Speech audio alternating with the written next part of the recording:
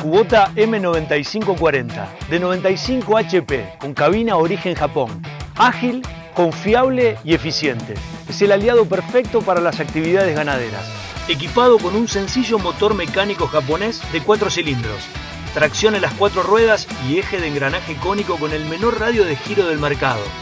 Transmisión sincronizada de 12x12 que junto al inversor hidráulico de marcha lo hacen muy versátil a la hora de realizar maniobras. Cabina con suspensión y asiento neumático. Comandos laterales de diseño ergonómico y vidrios redondeados para una mejor visibilidad. Equipada con aire acondicionado y filtro de carbono activado que brinda una mayor protección al operario. Kubota, tecnología japonesa aplicada al campo argentino.